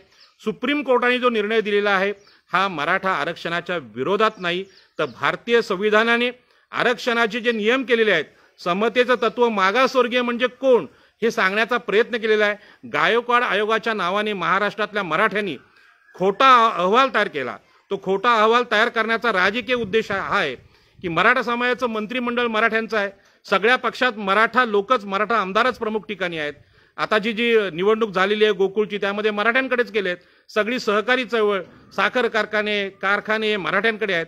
आणि आत्ता त्यांना ग्रामपंचायती, विधानसभा आणि महानगरपालिका, नवी मुंबई महानगरपालिका, पनवेल महानगरपालिका, कल्याण डोंबिवली या सगळ्या मुंबईच्या महानगरपालिकेमध्ये ओबीसी म्हणून जे आरक्षण पाहिजे होतं त्यासाठी ओबीसीच्या आरक्षणाची त्यांना आवश्यकता होती. EWS आरक्षण आर्थिक निकषाच्या केंद्रामध्ये मिळालं आहे, त्यांनी ते घ्यावं. पण मागासवर्गीयांचं आरक्षण जर त्यांना भेटलं असतं तर स्थानिक स्वराज्य संस्थांमधलं ओबीसीचं जे नेतृत्व आहे ते संपूर्ण नष्ट झालं होतं. आणि म्हणून माननीय सर्वोच्च न्यायालयाने जो निर्णय दिला आहे तो अतिशय महत्त्वाचा निर्णय आहे. तो निर्णय त्याचं मी आनंदाने स्वागत करतो. आणि ओबीसी आरक्षणाच्या चळवळीमध्ये मागच्या काळात भंडारी समाज, कुणबी समाज, आगरी समाज, माळी समाज हे समाज म्हणून एकत्र लढले. त्यांनी प्रचंड पैसे खर्च केले. मला माहीत आहे की ओबीसी लोकांकडे एवढा पैसा नाही, कुठलाही व्यापार नाही किंवा कुठलाही काही नाही. माझ्यावरून मी सांगतो, आमच्याकडे असलेले पैसे काही लाखांमध्ये असतील, ते आम्ही खर्च केले असतील. या खर्च करण्यामागं उद्देश होता की ओबीसीचं आरक्षण वाचावं. आणि म्हणून ज्या ज्या लोकांनी याला आंदोलनाला मदत केली त्यांची मी नावं सांगणार नाही, कारण मला माहीत आहे की सगळ्यांनाच हे आवडणारं नाही, सगळ्यांमध्ये ते धाडस नाही. पण अनेक लोकांनी ह्या आंदोलनाला मदत केलेली आहे. मी खास करून आपल्या मुंबईच्या मुस्लिम समाजाने आम्हाला मोठी जेवणाची मदत केलेली होती. एका आंदोलनाला मुंबईच्या चिता कॅम्पच्या लोकांनी, मुस्लिम बांधवांनी प्रचंड मोठी मदत केली होती. खूप मोठं जेवण दिलं होतं, त्यांचा मी मुद्दा म्हणून उल्लेख करेन. आणि महाराष्ट्रातल्या अनेक ओबीसी लोकांनी, भंडारी, आगरी, कोळी यांनी मदत केलेली आहे. परंतु आज जो प्रकार चालू आहे की दिबा पाटील साहेबांच्या नावाला बाळासाहेब ठाकरे हिंदुत्ववादी नेते म्हणून पर्याय देऊन एका ओबीसी नेत्याचं नाव जमिनीमध्ये गाडायचा जो प्रयत्न चालू आहे त्यासाठी मी देवेंद्र फडणवीस आणि उद्धवजी ठाकरे दोघांचा निषेध करतो. आणि हे सांगतो की दिबा पाटलांच्या नावाला तुम्ही आडवे जाल तर तुमच्या दोन्ही पक्षांची, भाजप असेल, महाविकास आघाडी, या दोघांची चिकित्सा करण्याची ताकद ओबीसी नेतृत्वामध्ये आहे. आणि या निवडणुकीमध्ये आम्ही तुम्हाला दाखवून देऊ. अशा चुकीचे प्रकारचे निर्णय तुम्ही महाराष्ट्राच्या विधानसभेत घेत असाल आणि ते निर्णय घेऊन चक्क सुप्रीम कोर्टात जात असाल आणि सुप्रीम कोर्टात तुमच्या कानाखाली मरत असेल तर शाणे व्हा की फार काळ ओबीसी, SC, ST यांना पायाखाली तुम्हाला तुडवता येणार नाही. मराठे गरीब आहेत म्हणून आरक्षण द्या, ह्या भूमिका आहेत, ह्या अर्धवट भूमिका आहेत. गरिबांना आरक्षण नसतं, मागासवर्गीयांचं आरक्षण गरिबांना नसतं. आणि म्हणून मराठा समाजातल्या ज्या लोकांना आज निराशेचा झटका आलेला आहे तो अज्ञानामुळे आलेला आहे. तो कोणी ओबीसीनी फसवणूक केलेली नाही किंवा कुठल्या गुणरत्न सदावर्तेने तुमच्या याला विरोध केलेला नाही. भारतीय संविधान तुम्ही वाचा.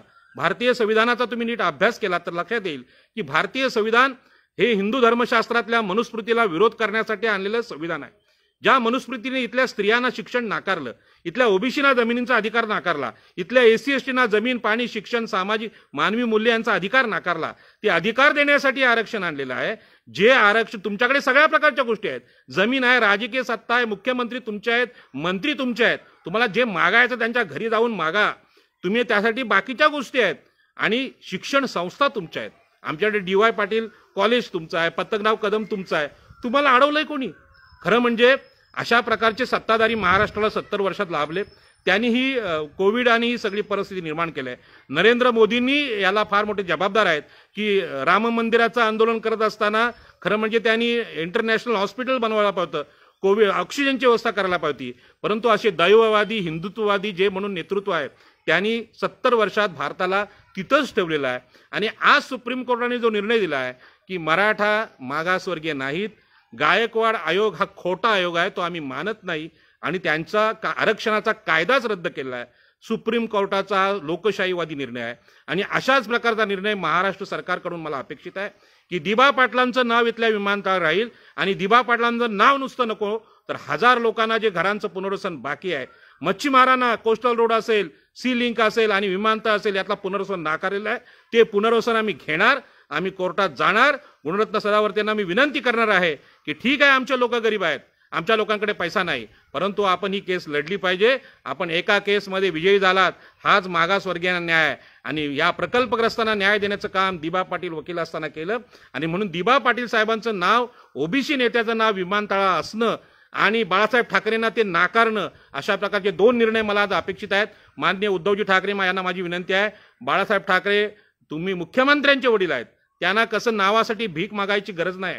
ते अमर झालेले आहेत, त्यांचा मुलगा मुख्यमंत्री झाला याच्यापेक्षा मोठा सन्मान नाही. आणि म्हणून दिबा पाटलांची हक्काची जागा आहे, तिथे त्यांनी रक्त सांडलेलं आहे. त्या आमची 5 माणसं तिथे ठार झालेली आहेत. त्या 5 हुतात्म्यांचा आदर म्हणून या विमानतळाला लोकनेते दिबा पाटील यांचंच नाव पाहिजे.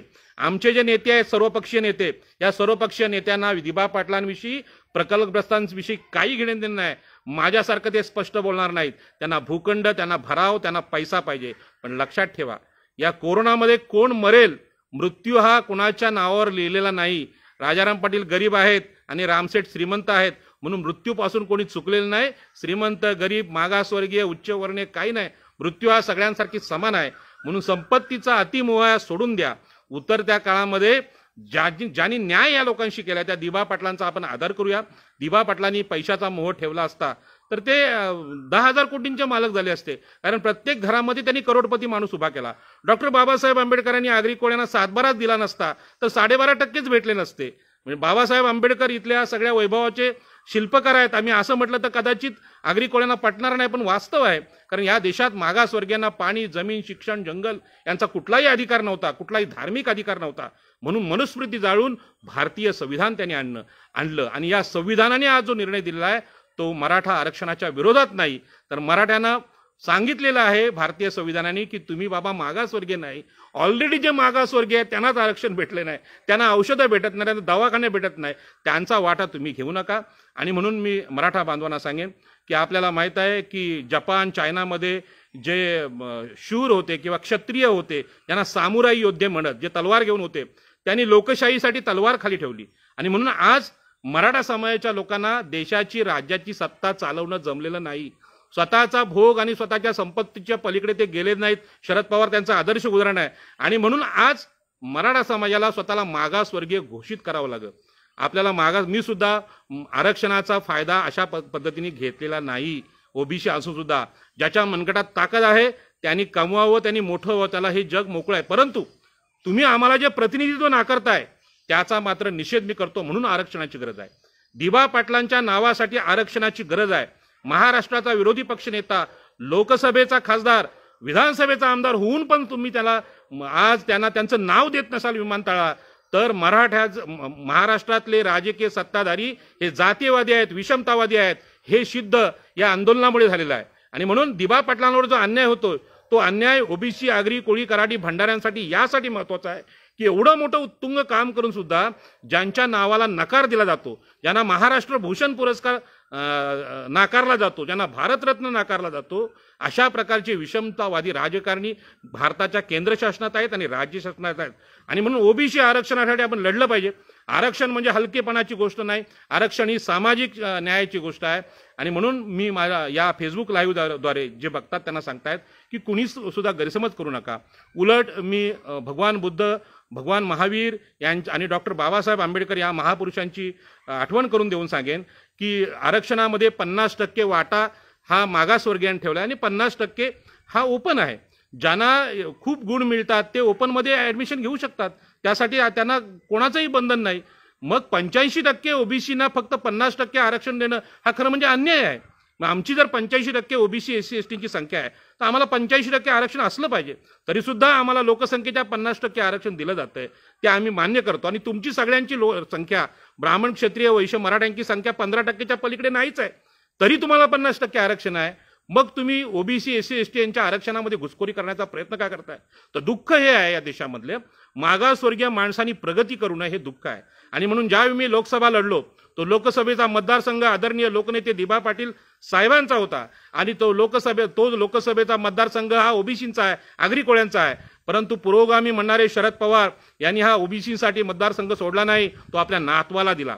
सत्तेची ही लालसा आहे, सत्तेची ही कामना आहे, ययातीसारखे स्वतःला जाळून टाकते. आणि म्हणून राजकीय नेत्यांना मी सांगेन, सम्राट अशोकाचा आदर्श घ्या. ज्या सम्राट अशोकाने महान साम्राज्य या देशामध्ये, जगामध्ये उभं केलं, त्यांनी आपली 2 मुलं ही बौद्ध धर्माच्या प्रसारासाठी दान दिली श्रीलंकेमध्ये आणि सांगितलं की मी सम्राट असलो तरी माझ्या मुलाला नगरसेवक, आमदार, खासदार करणार नाही.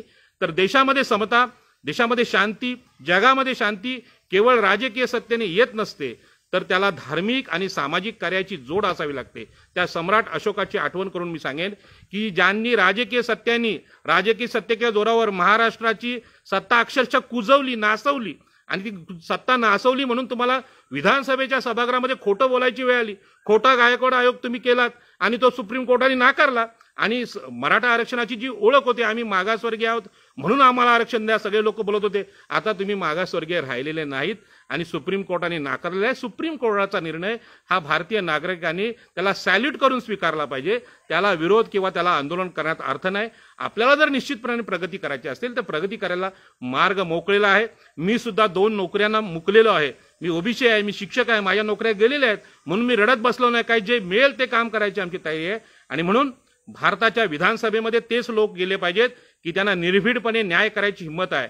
आणि निर्भीडपणा म्हणजे डॉक्टर बाबासाहेब आंबेडकर, निर्भीडपणा म्हणजे गुणरत्न सदावर्ते, आणि निर्भीडपणा म्हणून ओबीसी संघर्ष समन्वय समिती, की ज्या समितीनं वामन मेश्राम असतील, मराठा समाजाचे अनेक संघटना असतील की ज्यांनी मराठा आरक्षणाचं समर्थन केलं, त्यांच्या विरोधात जाऊन आमचे बावकर साहेब टीव्ही चॅनलवर बोलले आणि आमचे अनेक नेते बोलले. आणि त्यामुळे आज भारतीय संविधान टिकून आहे. आणि म्हणून मराठा समाजाच्या तरुणांना मी सांगेन की खरोखर आदिवासी असतील, मागासवर्गीय, त्यांची अवस्था बघा. आज दिबा पाटलांसारखा आमचा नेता इथे नावासाठी संघर्ष करतोय. त्या नावाला महाराष्ट्राच्या सगळ्या मराठा संघांनी पाठिंबा दिला पाहिजे. कशाला पाहिजेत बाळासाहेब ठाकरे? बाळासाहेब ठाकरे हवेत कशाला, ज्यांचा या भूमीशी काही संबंध नाही. म्हणजे बाळासाहेब ठाकरेंच्या नावाच्या आडून काँग्रेस आणि राष्ट्रवादीतले मराठा लोक एकनाथ शिंदे ते दादागिरी करत असेल तर ती दादागिरी खपवून घेतली जाणार नाही.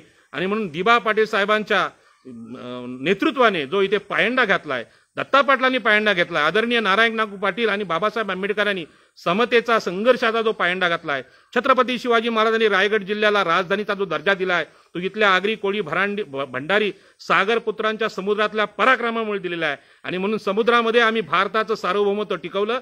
निश्चितपणे या देशामध्ये कुळ कायदा असेल, सेज विरोधी आंदोलन असेल, सिडको विरुद्ध आंदोलन असेल आणि ओबीसी आरक्षणाचं आंदोलन आगरी कोळी लोक चालवतील आणि ते कुणालाही घाबरणार नाहीत. आज काही रक्ताचा थेंब न सांडवता, म्हणजे आमच्याबद्दल कोणालाही मरावं लागलं नाही, रक्त सांडवावं लागलं नाही. केवळ सत्याच्या बाजूने उभं राहण्याची भूमिका आम्ही घेतली. जे काय आमच्याकडे तुटपुंजे पैसे असतील ते आम्ही वापरले.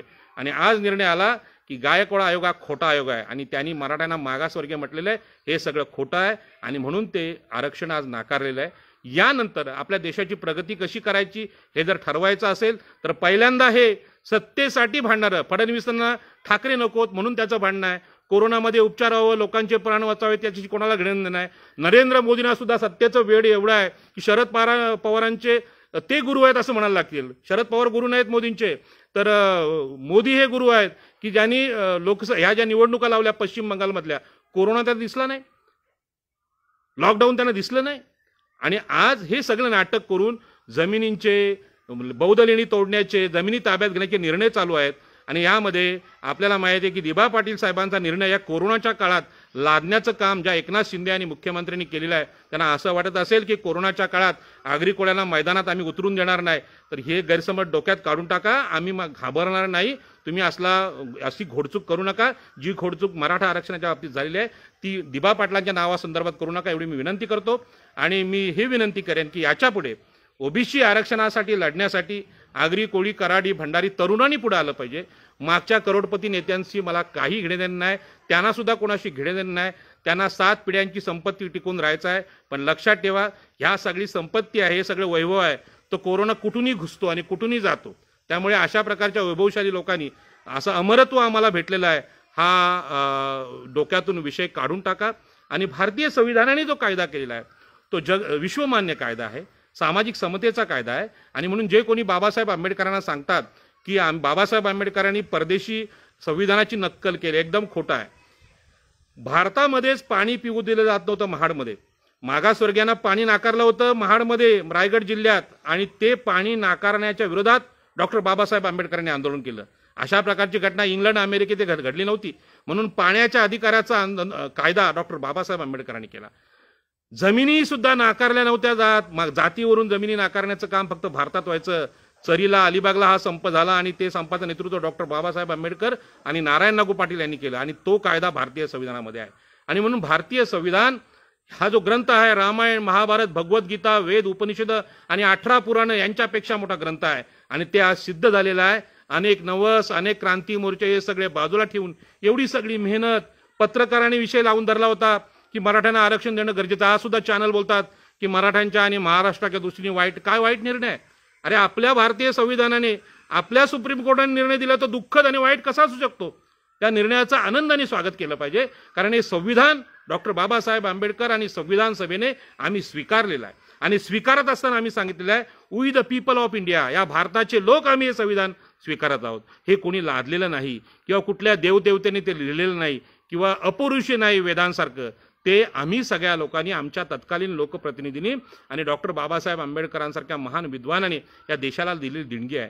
तो कायदा आम्ही मान्य केला पाहिजे. आणि आपल्याला माहीत आहे, कायदा हाच नाही. जसं आज मराठा आरक्षणाला सुप्रीम कोर्टाने विरोध केला, तो कायदा एवढाच नाही. दारू पिऊन गाडी चालवणं हा सुद्धा कायदेशीर गुन्हा आहे आणि हा संविधानाने लिहिलेला कायदा आहे. कारण दारू पिऊन जर गाडी चालवलीत तर तुमचा ॲक्सिडेंट होईलच, पण दुसऱ्याचा पण होईल. आणि म्हणून गायकवाड आयोग हा दारू पिऊन लिहिलेला आयोग होता असं माझं म्हणणं आहे. आणि हा दारुड्यांचा अहवाल सुप्रीम कोर्टाने रद्द केलेला आहे. मी या विषयात दोन्ही बाजूच्या कार्यकर्त्यांना धन्यवाद देईन, कारण महाराष्ट्राच्या विधानसभेत सत्ताधारी असतो, विरोधी पक्ष असतो. परंतु महाराष्ट्राच्या विधानसभेने सत्ताधारी आणि विरोधी पक्ष असा विचार न करता एकजात मराठ्यांना आरक्षण द्या असा निर्णय घेतला. असंविधानिक वागलेले आहेत आमदार, खासदार, आमदार लोक. आणि म्हणून आज न्यायालयाला त्यामध्ये मध्ये पडावं लागलं. तसाच विषय आहे की अशा प्रकारची नशापाणी करून कोणी बोलू नये, कोणी वागू नये. भारतीय संविधानाचा आदर्श हा सगळ्यांसाठी आहे. संविधान सगळ्यांना न्याय द्यायला तयार आहे. महाराष्ट्राची राजकीय सत्ता 70 वर्ष मराठा समाजाने उपभोगलेली आहे. महाराष्ट्राच्या 60% जमिनी, पाणी तुमच्याकडे आहे. तुमच्याकडे काय कमी आहे की मागासवर्गीयांच्या आरक्षणामध्ये आपल्याला घुसखोरी करावी वाटली? आणि म्हणून ओबीसीमध्ये काही लोकांना ओबीसी हा शब्दच समजत नाही. ओबीसी आरक्षण राहिली दूरची गोष्ट, नोकऱ्या दूरची गोष्ट. माझे जी गाव आहे, माझ्या गावात 550 घरं आहेत, पण सरकारी नोकर कोणीच नाही आहे. चतुर्थ श्रेणीमध्ये सगळे आहेत. कोणी वायरमॅन आहे, कोणी पोस्टमॅन आहे. याच्याकडचे नोकरीच माहीत नाही. IAS ऑफिसर काय असतो माहीत नाही, IPS अधिकारी काय माहीत नाही. आणि मराठा समाजाकडे आज पोलीस दल असेल, प्रशासन असेल, जिल्हाधिकारी सगळं असताना, राज्यकर्ते तुमचे असताना, सहकारी चळवळी, ऊस कारखाने, ऊसाची शेतीमुळे सगळे तुमच्याकडे असताना तुम्ही मागासवर्गीय कसे झाले, हा माझा प्रश्न आहे. आणि म्हणून या प्रश्नाचं आत्मचिंतन आपण करावं. मी कुठल्याही समाजाच्या, भारतीयांच्या विरोधात नाही, परंतु भारतीय संविधान जे आम्ही स्वीकारले त्याच्याशी आम्ही प्रामाणिक राहिलं पाहिजे आणि प्रत्येक नागरिकाशी न्याय केला पाहिजे. केवळ मराठाच नाही, ब्राह्मणच नाही, हिंदूच नाही, तर मुस्लिम, ख्रिश्चन, जैन यामधले जे अल्पसंख्याक बौद्ध असतील, या सगळ्यांशी आम्ही न्याय केला पाहिजे. अशा प्रकारची संविधानाची दृष्टी आहे. आणि त्यासाठी डॉक्टर बाबासाहेब आंबेडकरांना मी सगळ्यात मोठा सन्मान या जगातला देईन. कारण अशा प्रकारचा न्याय देवांनाही जमला नाही, 33 कोटी देवांना जमला नाही, गीतेला जमला नाही, वेदांना जमला नाही, कुठल्याच धर्मग्रंथाला, म्हणजे कुराण असेल, बायबल असेल, या सगळ्यांपेक्षा श्रेष्ठ असं भारतीय संविधान आहे. त्यांना मी वंदन करतो आणि आजच्या निर्णयाचं स्वागत माझ्या या प्रांजळ मताप्रमाणे आपण सुद्धा कराल. तुम्हाला आज जमलं नाही तर तुम्ही संविधान वाचा, संविधान सभेतली डॉक्टर बाबासाहेब आंबेडकरांची भाषणं वाचा. आणि मी एवढीच विनंती करेन या फेसबुक लाईव्हद्वारे की आदरणीय लोकनेते दिवा पाटील हे ओबीसीचे महाराष्ट्राचे नेते होते आणि आमच्या प्रकल्पग्रस्तांचे नेते होते. 5 माणसं त्यांनी आमच्या आंदोलनात ज्या सरकारने मारली आणि आम्ही 12.5% जे आम्ही भूखंड मिळवायचा दिवा पाटील साहेबांनी कायदा केला, ते 12.5% भूखंड आम्हाला भेटले नाहीत, 22.5% भूखंड भेटले नाहीत. आणि उरलेल्या सगळ्या जमिनी घेण्याचं काम जे ब्राह्मण आणि मराठ्यांचं सरकार, विधानसभेतलं विरोधी पक्ष आणि सत्ताधारी करतायत, त्यांचा मी निषेध करतो. आणि माननीय उद्धवजींना विनंती करतो की बाळासाहेब ठाकरेंनी कधीही निवडणूक लढवली नाही आणि सत्तेचा मार्ग स्वीकारला नाही. त्यांनी जे काही त्यांचं काम केलं ते अलौकिक काम होतं आणि त्यांना उगाचच इथे नाव देऊ, तिथे नाव देऊ असं करू नका. कारण छत्रपती शिवाजी महाराजांनी कुठल्या किल्ल्याला नाव दिलेलं आहे, कुठल्या गडीला नाव दिलेलं आहे, कुठल्या खाडीला नाव दिलेलं आहे असं दिसत नाही.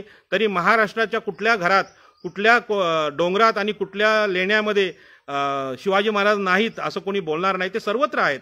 तसंच बाळासाहेब ठाकरे हे फार मोठं व्यक्तिमत्व आहे. त्यांना एकनाथ शिंदेने तुम्हाला मूर्ख बनवून त्यांचं नाव इथे विमानतळ द्यायला लावले. त्यामध्ये अपमान हा बाळासाहेब ठाकरेंचा होतोय. तो अपमान होऊ नये तर आपण माघार घ्यावी माझी नम्र विनंती आहे. आणि घेत नसाल, मी 1, 2, 3, 4 वेळा विनंती करेन, पण नंतर नक्कीच सांगेन की दिबा पाटील साहेब हे ओबीसीचे नेते म्हणून बाळासाहेब ठाकरेंपेक्षा खूप मोठे आहेत. कारण बाळासाहेब ठाकरेंना संविधान कळलं नाही आणि म्हणून त्यांनी आरक्षणाला विरोध केला. दिबा पाटील हे संविधानाचे जाणकार होते, ते फार मोठे आहेत, त्यांना अजून खूप मोठं व्हायचं आहे. ते इतके मोठं होतील की त्यांना लवकरच भारतरत्न पुरस्कार देण्यासाठी आम्ही आग्रह धरणार आहोत. आणि अशा प्रकारचं नेतृत्व पनवेलच्या खाडीमध्ये आम्ही गाडून टाकणार नाही. जसे मॅनग्रोव्ह बौद्ध लेण्या तुम्ही खाडीमध्ये गाडलेल्या आहेत, त्या सगळ्या खोदायला तुम्हाला लावणार आहोत. आणि निश्चितपणे पुन्हा एकदा सांगतो की या कोरोनामध्ये सगळ्यांना मृत्यूची भीती असताना आपण हे सगळं ऐकायला इथे आलेला आहात.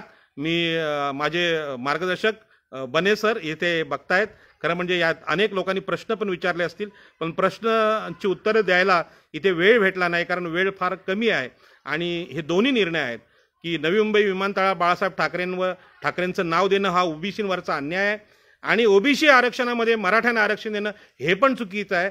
आणि मराठे मागासवर्गीय नसताना मागासवर्गीय म्हणून त्यांना आरक्षण देणं किंवा अशा प्रकारचा निर्णय ज्यांनी कोणी घेतला असेल त्याला विरोध करून म्हणून भारतीय संविधानाने, भारतीय सुप्रीम कोर्टाने जो निर्णय दिला आहे त्या सुप्रीम कोर्टाच्या निर्णयाचं मी स्वागत करतो. आणि माझं हे फेसबुक लाईव्ह ऐकण्यासाठी आपण इथे आलात, मी आपल्याला सगळ्यांना धन्यवाद देईन. या सगळ्या गडबडीमध्ये माझं म्हणणं जर आपल्याला पटलं नसेल तर त्यांचा सुद्धा मी स्वीकार करतो. आणि ज्यांना पटलं असेल त्यांचा पण मी स्वीकार करतो. आणि ज्यांना पटलं नसेल त्यांना समजावण्यासाठी अनेक वेळा फेसबुक लाईव्ह करण्याची माझी तयारी आहे. परंतु भारतीय संविधान खऱ्या अर्थाने समजावणं हे प्रत्येकाचं काम आहे. मला सुद्धा ते माहीत नव्हतं. 2005 पर्यंत मला भारतीय संविधान समजलं नव्हतं. मागासवर्गीय म्हणजे काय समजलं नव्हतं. ज्या आंबेडकरी चळवळीतल्या अनेक कार्यकर्त्यांनी मला हे समजवलं आणि म्हणून मी आज हे बोलू लागलो. त्या सगळ्यांना मी धन्यवाद देतो आणि माझं हे बोलणं संपवतो. या उपर आपल्यापैकी कोणाचं काय म्हणणं असेल, खरं म्हणजे मी आपल्याला संधीच दिली नाही बोलायची, हे चुकीचं आहे. तर अजून काय कोणाला बोलायचं असेल तर आपण मला मेसेज करू शकता, बोलू शकता. माझा नंबर सगळ्यांना माहीत आहे. मी फेसबुक लाईव्ह करता नंबर दिलेला आहे. याच्यावर मी रोज बोलायला तयार आहे. मी मराठा बांधवांना विनंती करेन की आपल्या मनात जो गैरसमज निर्माण केला हा राज्यकर्त्यांनी केलेला आहे, तो सगळ्या पक्षातल्या आमदार खासदारांनी केला आहे, माझ्या आगरी समाजातल्या लोकांनी पण केलेला आहे. कारण अशा प्रकारची चुकीची दिशा कुठल्याही समाजाला दाखवणं म्हणजे समाजामध्ये कायदा सुव्यवस्था धोक्यात आणणं आहे.